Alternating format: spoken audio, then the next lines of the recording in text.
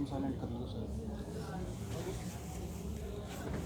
आए हुए सभी पत्रकार साथियों का मैं स्वागत करता हूं और धन्यवाद करता हूं। जो आज समाज की मुख्य जो ताकत है वो पत्रकारिता के बगैर कुछ भी नहीं है। आप सब लोग आए, हमारा पूरा संगठन आपका धन्यवाद करता है, स्वागत करता है। हम लोग पिछले काफ़ी समय से, कई सालों से हम 1 जनवरी को एक प्रोग्राम करते हैं कि नए साल की शुरुआत नशे से ना होकर दूध दही से और जलेबी खाकर नए साल की शुरुआत होनी चाहिए। इस वर्ष ये 9वां होगा।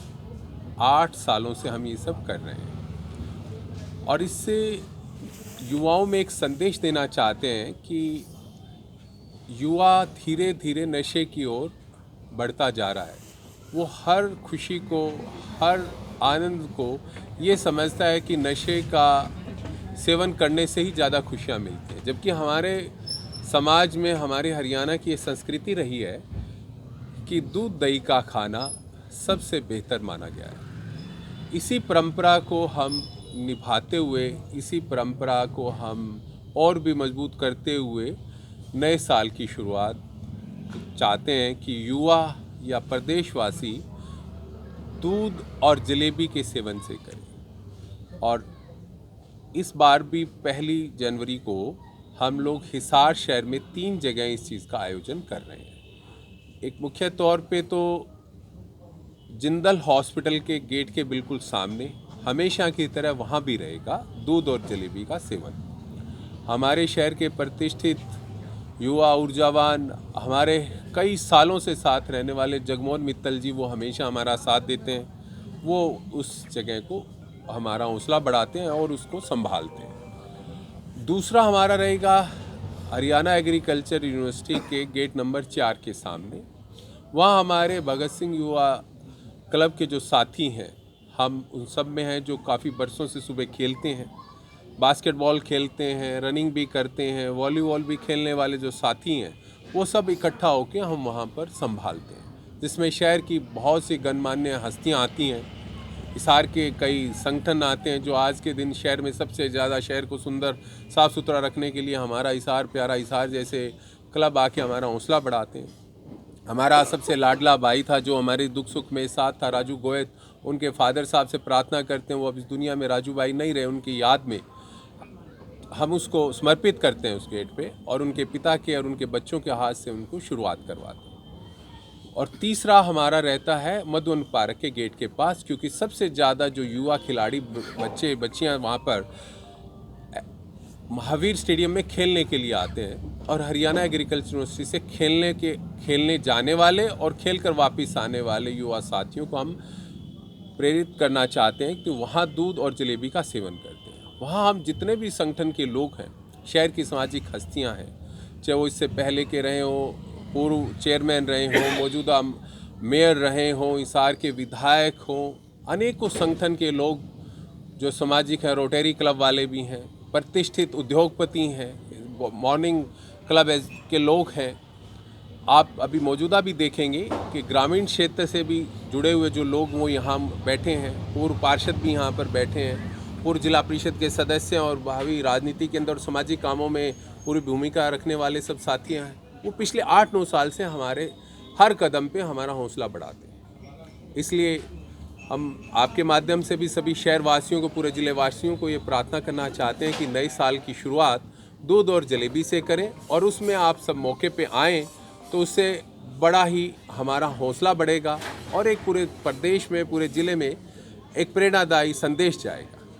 आपका बहुत बहुत धन्यवाद। इसके अलावा कोई भी आशीष जी, जैसा कि आप ये दूध और दही घी वगैरह जैसे आप कह रहे हैं जी, तो जैसा कि आजकल जो आपने बात भी कही कि नशे का जो प्रचलन है वो बहुत बढ़ गया है जी, और बहुत ही अलग तरीके का, चिट्टे तक, इंजेक्शन तक युवा पहुंच रहे हैं। और तो उसके लिए कोई संगठन ने, आपके संगठन ने कोई ऐसी रूपरेखा बनाई है कि उन लोगों को, उन बच्चों को जागरूक किया जाए और उनको इस बीमारी से दूर किया जाए? नहीं है, बिल्कुल आपने ठीक कहा, लेकिन हमने कोई भी ऐसी चीज़ हमने शुरू की नहीं है।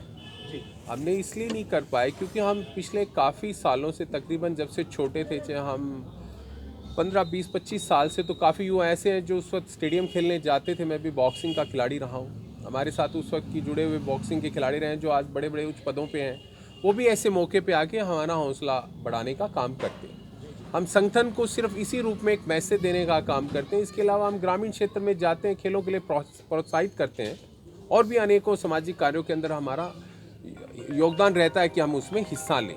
लेकिन हमने कोई नशा रोकने का कोई ऐसा अभियान नहीं चलाया। हम एक संदेश देना चाहते हैं। जैसा कि हम जानते हैं पिछले काफी सालों से आप ये दूध महोत्सव कर रहे हो, लेकिन आजकल अर्बन कल्चर के ऊपर नया साल सेलिब्रेट करने का ट्रेंड चल रहा है, नशे के साथ या डांस के साथ। ऐसे में आप एक नई चीज लेकर के आए हैं दूध महोत्सव। क्या लगता है कि युवा आपके इस अलग ट्रेंड के अंदर एक अलग तरीके से नए साल को बनाने में साझेदारी निभाएंगे? बिल्कुल, आपका कहना बिल्कुल सही। आज का युवा हर खुशी को मनाने के लिए सोचता है कि नशा एक सबसे अच्छा है जिसको लेने के बाद वो ज़्यादा खुशी महसूस करते हैं। लेकिन मैंने देखा है कि जो भी इस सब चीज़ों की तरफ प्रेरित होता है वो समाज में कोई ज़्यादा अच्छा सा काम नहीं कर पाते। जो त्याग करता है, जो इन सब चीज़ों से दूरी बना के रखता है, जो अपने दूध दही का सेवन करता है। आपने देखा होगा कि ओलंपिक में, एशियाड में, कॉमनवेल्थ में जो सबसे ज़्यादा खिलाड़ी रहे हैं वो हरियाणा की भूमि के ही रहते हैं। वो सब इन सब चीज़ों में पूरी मेहनत करते हैं, दूध दही का सेवन करते हैं, नशे से दूर रहते हैं। तो उनका नतीजा आपके सामने ही है कि आज देश और देश का नाम, प्रदेश का नाम पूरे संसार में करते हैं। तो हम एक माध्यम, एक ही संदेश देना चाहते हैं कि हमें इन सब चीज़ों का सेवन सबसे इम्पॉर्टेंट है। हमें मेहनत करनी चाहिए और नशे से दूर रहना चाहिए। हम ये कहते हैं नशे से इंसान कमज़ोर हो जाता है। अगर कोई व्यक्ति नशे में बैठा और किसी मित्र को उसकी ज़रूरत है तो उस दौरान वो जाने की स्थिति में नहीं होता है। माँ बाप घर में वृद्ध है और भगवान ना करे उन्हें कोई दिक्कत आ गई और कोई ज़रूरत है माँ बाप को अपने बेटे की और बेटा नशे की हालत में, तो वो किसकी मदद करेगा? मैं गांव ग्रामीण परिवेश से हूँ। मैंने चुनाव में पार्टिसिपेट किया, उससे पहले गांव में गली गली में जाके देखता हूँ। बहुत से ऐसे पत्नियाँ हैं जो अपने पति के नशे के इस सब चीज़ों से बहुत दुखी हैं। उनके बच्चे रोटियों को तरसते हैं, उनकी शिक्षा के लिए उनको फीस नहीं भरते, उनको कोई बैग है, उनको कोई गर्म वस्त्र है, ऐसी कोई भी चीज़ वो देने का काम नहीं करते हैं। तो ये सब चीज़ों से दूर रहेंगे तो वो अगर वो 200-400 रुपये अपने नशे के सेवन पे खर्चते हैं तो वो 200-400 रुपये अगर अपने बच्चों को दें, अपनी बेटी को दें, उसको गर्म वस्त्र पहनाएं, अपने बेटे को कोई जूता ला के दें, अपने माता पिता को कोई कंबल ओढ़ाएं, तो वो उस दौरान उसके लिए काफ़ी ज़्यादा सुखदायी होगा और वो खुशी का पल अगर वो महसूस करे तो उससे बड़ी कोई खुशी हो नहीं सकती। इसी कड़ी में मेरा आखिरी सवाल आपसे कि कोई आपके साथ इस दूध महोत्सव में जुड़ना चाहता है, आप लोगों की तरह इस परंपरा को आगे बढ़ाना चाहता है, तो आप लोगों से किस तरीके से जुड़ सकते हैं? नहीं, उसके लिए हमने हमेशा हम स्वागत करते हैं। इसी बात से प्रेरित होकर मेरे गांव डोभी के भी युवा साथियों का ये इच्छा थी कि भाई साहब जब आप हिसार में आते हो तो गांव में भी हमें करना चाहिए। तो आज हमारे गांव में भी शुरू हो गया। आज गांव में भी 3 से 4 साल से लगातार हो रहा है और हम हर युवा से, वो चाहे किसी भी खेल का हो, रोजगार हो, बेरोजगार हो, अधिकारी हो या किसी भी क्षेत्र से हो, हम सभी से प्रार्थना करते हैं और वो सब हमारे साथ जुड़ते हैं, तभी हमारा भी हौसला हो पाया। अन्यथा शुरू के अंदर तो सब एकदम से सोचते थे कि ये क्या चीज़ है, लेकिन आज वही जो सब पूछने वाले लोग थे वो आज हमारा तन मन धन से मदद करते हैं। आप शहर की अनेकों संस्थाएं, आज बड़े बड़े उद्योगपति देखेंगे, बड़े से बड़ा आप व्यापारी शहर का देखेंगे, वो खुद मौके पे आके और वहाँ पर सेवा करते हैं। कोई हमें दूध दे के जाता है, कोई हमें घी दे के जाता है, कोई धन दे के जाता है। इवन कि काफ़ी ऐसे लोग हैं जो दूध बांटने वाले जो सुबह लोग हैं वो इतने प्रेरित होते हैं कि वो अपना दूध का डोलू ही हमें दे के चले जाते हैं। कई बुजुर्ग आते हैं, इस बात से हैरान होते हैं कि यार बेटा तुमने ये बहुत अच्छा काम किया, और वो उनकी जेब में अगर वो 50 रुपये भी है वो भी हमें आशीर्वाद दे के जाते हैं और वो 50 रुपये हमें 50,000 बराबर होते हैं, इतनी ऊर्जा दे के जाते हैं। तो हर किसी शहरवासी का या ग्रामीण वासी का हम स्वागत करते हैं कि इस अभियान में वो हमारा साथ दें, हमारे साथ जुड़ें, इससे हमें भी हौसला बढ़ेगा। आज जब ये सब चीज़ें हो रही हैं तभी शहर की बहुत सी हस्तियाँ, जो वो बहुत से ऐसे लोग हैं, सन सिटी के ऑनर हैं, उन्होंने हमें आगे बढ़ के कहा है। संजय गुप्ता महिंद्रा के ऑनर हैं, इतने बड़े उद्योगपति, उन्होंने हमें प्रेरित करते हैं। शशि लोहिया जी हैं, बहुत बड़े। अभी रोटरी क्लब के जो प्रधान हैं योगेश मित्तल जी, मैंने उनसे बात की है, वो हमारा पूरा साथ दे रहे हैं। गौतम सरदाना जी ने खुल के साथ देने का वादा किया, तन मन धन से किया है। पंकज बुढ़ाकिया जी हैं, अनेकों ऐसे, रिलायंस पेट्रोल के मालिक हैं संदीप जैन साहब, उन्होंने हमें खुल के मदद की। अनेकों ऐसी शहर की हस्तियाँ जिन्होंने, नीरज रावड़वासिया जी हैं, उन्होंने कहा है कि पूरा का पूरा खर्चा मैं दूंगा। मैंने उनसे प्रार्थना किया कि हमें खर्चा नहीं चाहिए, आप जैसी हस्तियाँ जब मौके पे आएंगी तो उससे हमें बहुत ज़्यादा हौसला होगा। हमारे जो साथी सब है, हम सब, एक व्यक्ति ऐसा नहीं है जो सुबह खेलने वाला है, वो सब अपने पास से कोई 1100, कोई 2100, कोई 5100 रुपये, सब शहर के हमारा वो सब साथ देते हैं। तो अनेकों ऐसी हस्तियां हमारा देती हैं। इसके सर, अला- हर कोई जानना चाहता है कि आप कांग्रेस पार्टी में शामिल हुए तो किस वजह से शामिल हुए और अब किस तरीके से काम करेंगे? देखिए ये जो मंच है ये तो गैर राजनीतिक है। इस वैसे दौरान सवाल अन्यथा आपको क्या जानना होगा, चाहता नहीं आप ले सकते हैं, अन्यथा सोचेंगे कि मैंने कभी भी, मैं इस क्लब के माध्यम से या इस संस्था में कभी मैंने कोई राजनीति किया, हमारा कुछ, मेरे सब भाई जो हैं वो सब अनेक राजनीतिक दलों से, लेकिन हमने कभी नहीं किया।